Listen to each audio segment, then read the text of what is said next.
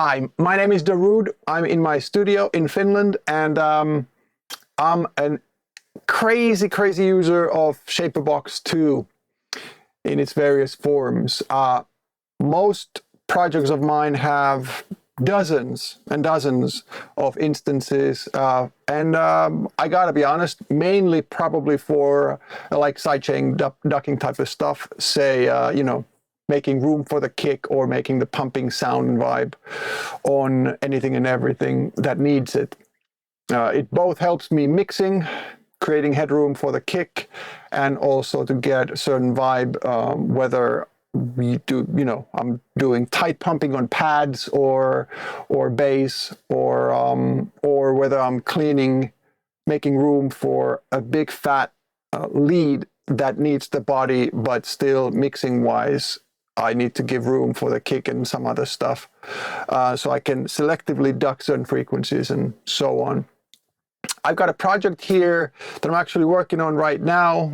It doesn't have very good name yet. It's just 909 Drums Techno #2, and I don't exactly know what it's going to be like.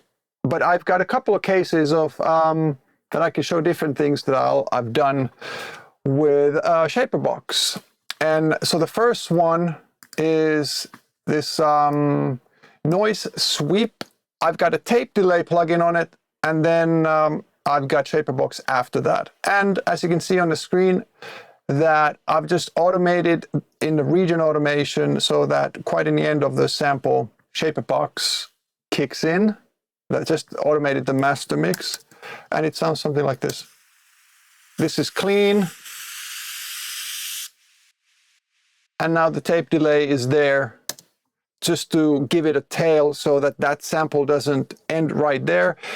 And then I just wanted to give that rhythmic element to the after. Very simple. And the Shaperbox is just full range and one of the presets, I believe, or very close to.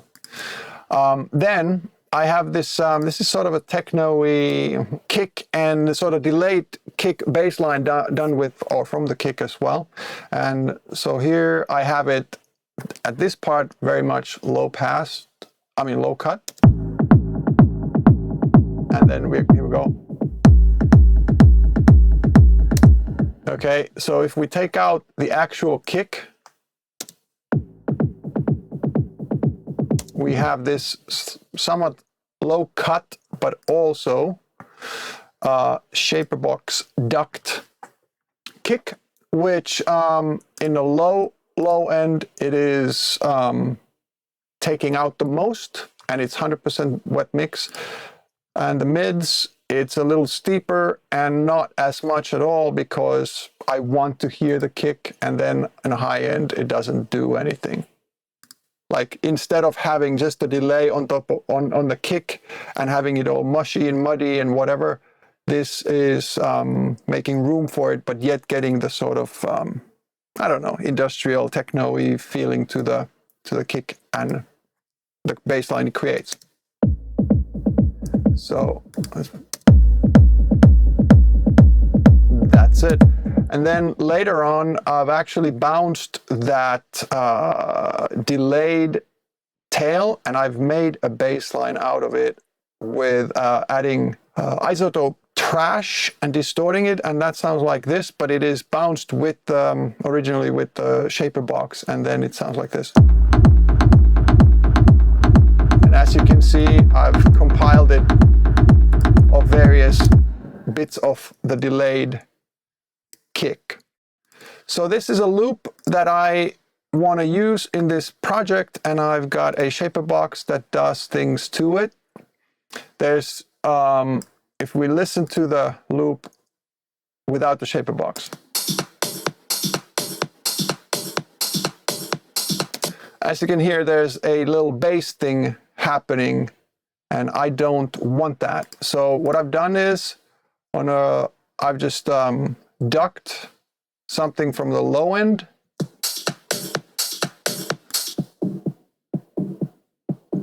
like this, then also done a similar thing in a narrow range there. Well, only 40% though. and then nothing from the high end. Okay, so now if you listen to it on and bypass, you know, you can hear the difference. That's just done with volume automation, right? Then I have another option here, which could be better in some cases not, but I've used the filter and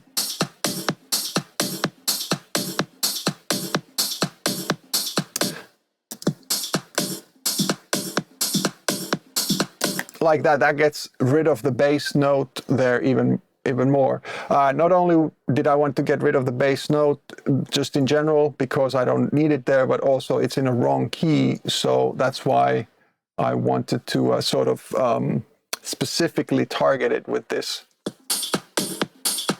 It's really nice cleanup tool as well.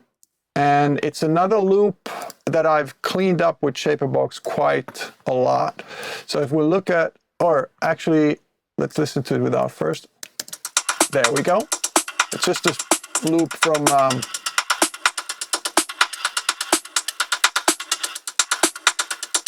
it's a loop from an Audio Tent sample pack. Actually, just straight out there. I'm using a little bit of shuffle in this track. So here's what I'm doing to get this thing to shuffle as well. So, and off. Now this is way straighter. And then that on, so the timing just delays that 2 and 4 there. So not only that, but I use the crush as well. Nothing, you know, cool here, just crushing. And so without crush, with crush,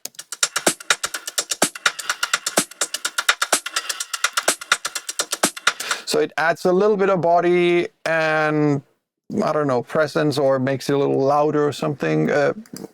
Don't know exactly. You know, it just sounds better to me. And then the last thing is it's cleaning this up a little bit because the knock that is here, I don't want it. I've used the filter to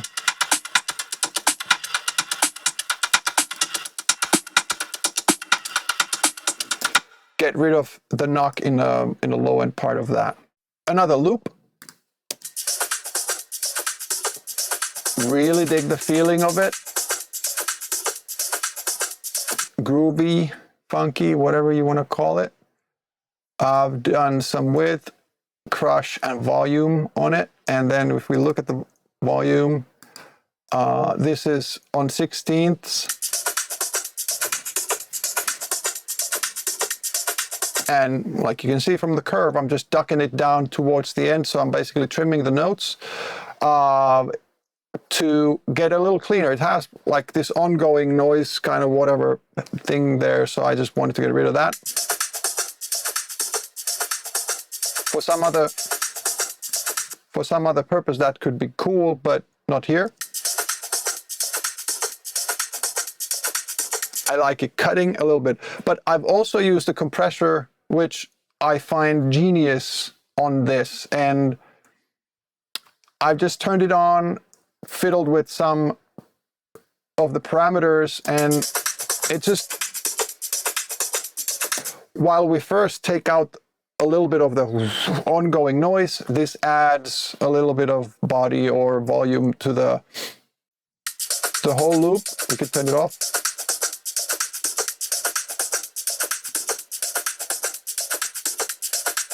It's a subtle difference, but it's there. And then with the crush, so here's without, here's with.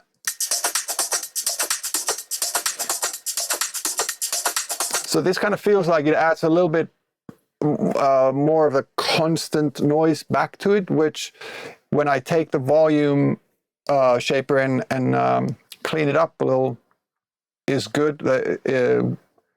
But with the crush, it's actually better to clean it up a little bit because it adds too much noise. Well, for this purpose, in my opinion. And then I have width, where in the low end under 248 hertz, it does nothing. And then above that, I'm doing 150% wide. So it's just a little bit of added width. And all of these are, in this case, quite minor tweaks, but add to the single tracks, and then in combo add to the width and I don't know, crunch, body, this and that of the whole thing. And here's what it sounds there.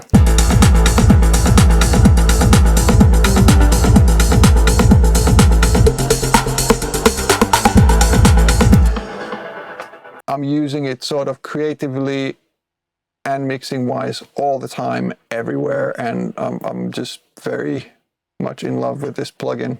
One use case was I made a drum and bass track that I initially made long straight notes with actually the sub 37 as well, but then later on there was so much editing and something else going on in the wave audio file that I did not want to re-record it note by note. So I basically put a volume shaper on it, and I made it sound like the whole thing would have been made of pulsating MIDI notes versus straight MIDI notes, and it actually worked quite well. You know, it adds a lot of energy when it's not just long straight notes, but you know, all the time pulsing. I've also used the cleanup stuff for instance, I had a really great snare drum that I wanted to use, a good sample, but it had a ring-in frequency that wasn't going to fit, and then when I tuned the sample up and down, the sample sound changed so much that I didn't want to use it like that.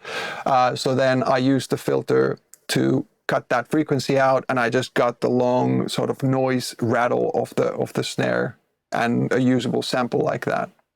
Also, one of my key things that I do with this, and some people might laugh at it, some not, I don't know.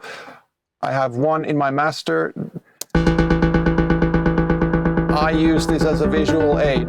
Like I have, for instance, isotopes inside 2, which I use for metering, you know, frequency inspecting and stuff like that. But then I use this often in this way.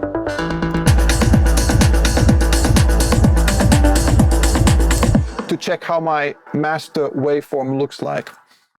I am Darude. I'm in my studio using Shaperbox. Loving it. Thank you, Cableguys, for one of my most used tools.